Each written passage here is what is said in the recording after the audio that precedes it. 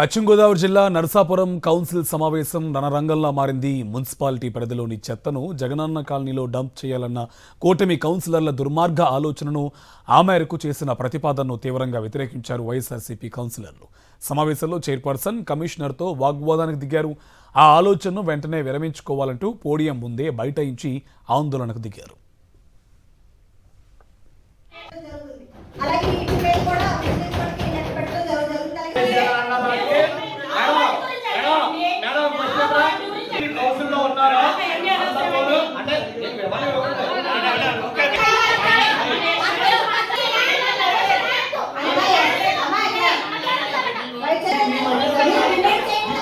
అయితే కూటమి పార్టీల కౌన్సిలర్లు అత్యుత్సాహం ప్రదర్శించారు. వైఎస్ఆర్సీపీ కౌన్సిలర్లను కార్యాలయం లోపల నిర్బంధించి బయట గేటుకు తాళం వేశారు. సుమారు 2 గంటల పాటు నిర్బంధించడంపై వైఎస్ఆర్సీపీ కౌన్సిలర్లు ఆగ్రహించారు.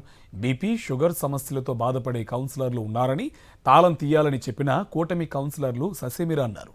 ఫోన్ ద్వారా పోలీసులకు తెలిపినప్పటికీ అక్కడికొచ్చిన వారు ప్రేక్షక పాత్ర పోషించారు. చివరకు వైఎస్ఆర్సీపీ కౌన్సిలర్లు తాళం పగలగొట్టుకుని బయటకొచ్చారు. తమను నిర్బంధించిన కూటమి పార్టీల కౌన్సిలర్లపై పోలీస్ స్టేషన్కి వెళ్లి ఫిర్యాదు చేశారు.